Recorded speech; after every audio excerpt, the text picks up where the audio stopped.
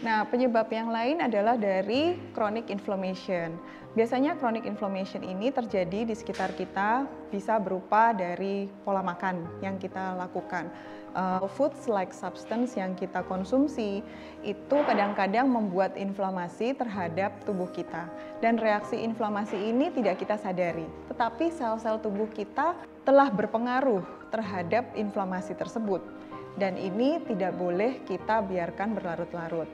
Dengan cara untuk menghilangkan inflamasi ini, bisa kita lakukan dengan pemilihan nutrisi yang lebih bijaksana, pola makan yang tepat, lalu juga disertai dengan aktivitas fisik ya, agar berangsur-angsur reaksi inflamasi ini bisa berkurang.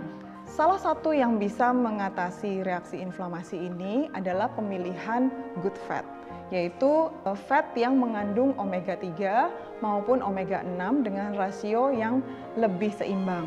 Dan di sini yang paling kita utamakan adalah omega 3, karena omega 3 itu lebih bersifat anti-inflamasi.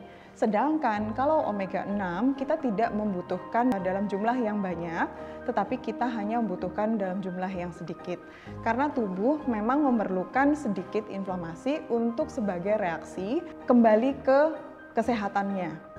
Golongan omega 3 itu bisa kita dapatkan dari makanan-makanan berikut. Contohnya misalkan brokoli, kemudian sayur-sayuran yang warnanya lebih gelap, lalu juga bisa dari ikan ya. Semua cold fish water itu mengandung omega 3. Contohnya bisa tuna, makarel, salmon ya. Itu bisa membantu untuk meningkatkan omega 3.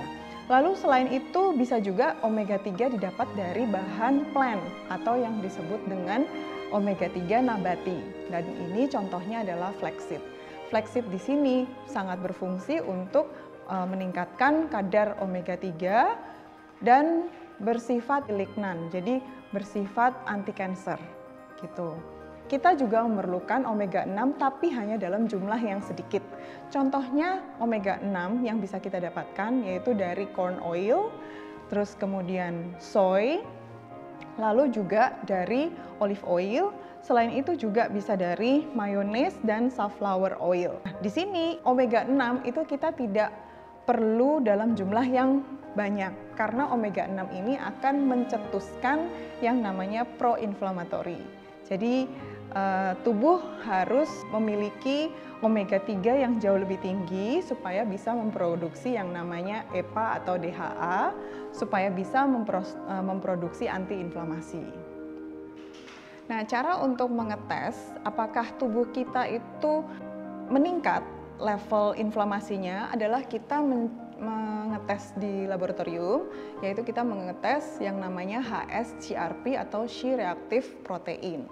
Nah, dari sini jika misalkan terjadi peningkatan level HSCRP, maka seseorang itu akan memiliki kecenderungan untuk mendapat penyakit-penyakit yang cukup berbahaya, yaitu contohnya seperti penyakit jantung, kemudian type 2 diabetes, dan juga penyakit kronik yang lainnya, contohnya artritis dan bahkan kanker.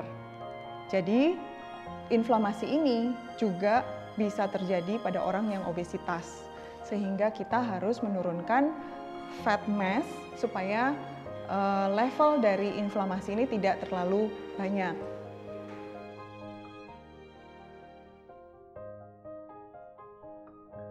Yang ketiga, penyebab gangguan kesehatan yang mungkin kadang-kadang kita tidak bisa ukur atau kita tidak sadarin, yaitu adalah thyroid dysfunction. Jadi fungsi hormon tiroid yang berkurang. Dan pada biasanya orang-orang di atas usia 35 tahun itu sudah mengalami yang namanya penurunan hormon tiroid.